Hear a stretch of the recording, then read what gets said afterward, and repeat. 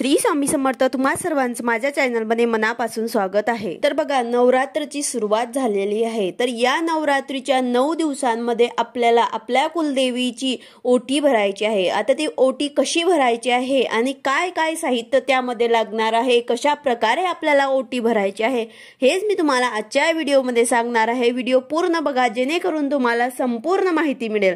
जर तुम्ही चॅनलवर नवीन असाल तर चॅनलला सबस्क्राइब करायला मात्र विसरू नका आणि व्हिडिओला लाईक करायला मात्र विसरू नका। तर बघा, नवरात्रीत आपल्या कुलदेवीची तसंच घरात जी आपण घट बसवतो त्याची आपल्याला ओटी भरण्याची पद्धत असते। तर ओटी भरताना काही गोष्टीची आपल्याला काळजी सुद्धा घेतली पाहिजे। कुलदेवी कुलाचे रक्षण करणारी असते, तसेच दुर्गा देवी देखील आपलं रक्षण करणारी असते, म्हणून देवीची ओटी भरायची असते। कुलदेवतेचा सेवेने अनेक अडलेले आपले प्रश्न मार्गी लागतात, घरात गृहसौख्य लाभते, आर्थिक प्रश्न मार्गी लागतात, मुलांचे शिक्षण, लग्न तसेच कौटुंबिक समस्या निवारण होतात। त्याचबरोबर अडलेले लग्न, तुमच्या घरात तुमच्या मुलाबाळांचे लग्न होत नसेल, संततीचे प्रश्न असतील, कौटुंबिक वादविवाद, कलह होत असतील, नोकरी, कर्ज तसेच व्यापार व्यवसाय या सर्व प्रकारच्या अडचणीवरनं मार्ग सापडेल। कोणत्याही कामामध्ये यश मिळत नाही आहे, कष्ट करताय पण त्याचे फळ तुम्हाला मिळत नाहीये, मुलं व्यसनी होत आहे, तर कुठेतरी आपल्याकडनं आपल्या कुलदेवीची सेवा होत नाही आहे, कुलदेवीचा मान सन्मान आपण करत नाही आहेत, तर या सर्व अडचणी येत असतात। म्हणून सर्वांनी आपल्या कुलदेवीचा मान सन्मान करून ओटी भरावी। नवरात्रीमध्ये मूळ पीठावर तर जात नाही, पण तुम्हाला जायचं असेल तर तुम्ही तिथे जाऊन सुद्धा ओटी भरू शकतात, किंवा आपल्याच घरी आता आपल्या कुलदेवीची आपण घट बसवला आहे तर तिथे आपल्याला आपल्या कुलदेवीची ओटी भरायची आहे। तर बघा, अशा प्रकारे आपल्याला आपल्या घरीच कुलदेवीची ओटी भरायची आहे, तिचा मान सन्मान करायचा आहे, तर कुलदेवीची सेवा करावी, त्यामुळे आपले प्रश्न मार्गी लागतील। तर मान सन्मान कशा प्रकारे करायचा आहे, काय वस्तू लागतील, तर बघा, नऊवारी साडी, शक्यतो आपल्याला नऊवारी साडी घ्यायची आहे आणि ते साडी जे असते ते काळ्या किंवा निळ्या रंगाची आपल्याला घ्यायची नाही आहे, लाल किंवा केशरी, पिवळा, हिरवा, जांभळा अशा रंग तुम्ही घेऊ शकतात। त्याचबरोबर देवीला जेव्हा आपण साडी अर्पण करतात तर ते साडी शक्यतो सुती किंवा रेशमी आपल्याला घ्यायची आहे, कारण या धाग्यांमध्ये जे देवतेंकडून येणाऱ्या सात्विक लहरी असतात ते ग्रहण करण्याची व धरून ठेवण्याची क्षमता कुठल्याही धाग्यांपेक्षा या धाग्यांमध्ये जास्त असते, म्हणून आपल्याला सुती किंवा रेशमी धाग्यांची आपल्याला साडी घ्यायची आहे आणि नऊवारी साडी, शक्यतो आपल्याला नऊवारी साडी घ्यायची आहे। त्यानंतर एका ताटात आपल्याला हे साडी ठेवायची आहे, त्यावर ते आपल्याला खण ठेवायचा आहे, म्हणजेच आपल्याला ब्लाउज पीस ठेवायचा आहे, त्याचा रंग सुद्धा आपल्याला लाल किंवा सोनेरी, पिवळा असा घ्यायचा आहे, काळा निळा घ्यायचा नाही आहे। त्याचबरोबर संपूर्ण भरलेले पाण्याने एक नारळ घ्यायचा आहे, अखंड सुपारी घ्यायची आहे, अखंड खोबऱ्याची वाटी घ्यायची आहे।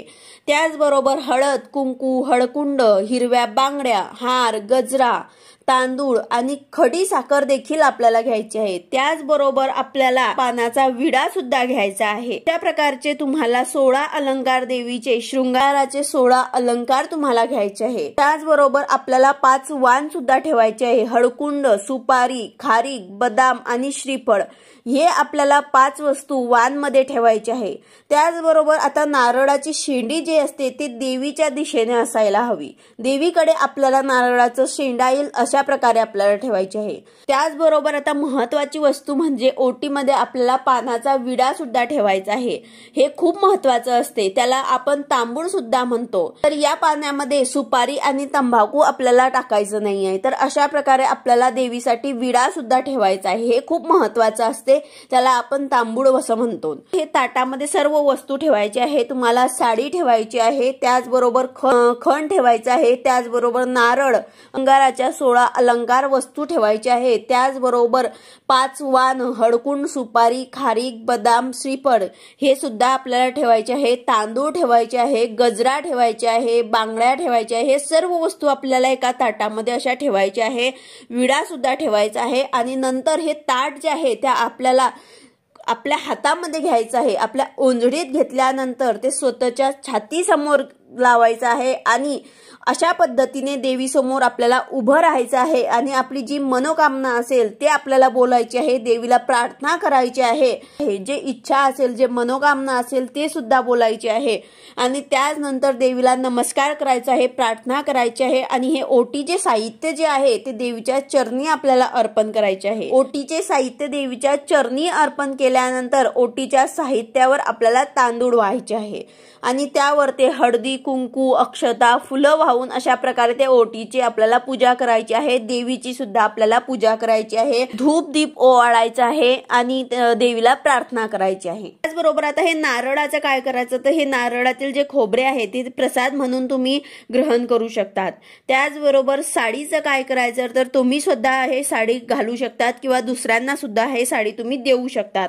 त्याचबरोबर जे दुसरं साहित्य आहे ते तुम्ही स्वतः यूज करू शकतात किंवा दुसऱ्यांना सुद्धा हे सर्व देऊ शकतात। त्याचबरोबर तांदूळ, फळं हे सुद्धा तुम्ही खाऊ शकतात, घरातले सर्वांनी हे प्रसाद म्हणून खायचं आहे। तर अशा प्रकारे तुम्हाला देवीला हे सर्व अर्पण करायचं आहे। त्याचबरोबर त्यावरती दक्षिणा सुद्धा तुम्हाला ठेवायची आहे, मला जे शक्य असेल ते तुम्हाला दक्षिणा सुद्धा ठेवायची आहे। आता जर तुम्ही हे ओटी मंदिरामध्ये जाऊन जर देवीला अर्पण केली असेल तर तुम्हाला तिथेच हे ओटी राहू द्यायची आहे। तसंच नवरात्रीमध्ये कुठल्याही एका दिवशी कुमारिका किंवा सुवासनीला आपल्या घरी जेवायला बोलून त्यांना आमंत्रण द्यायचं आहे आणि त्यांची सुद्धा तुम्हाला खण नारळाने ओटी भरायची आहे।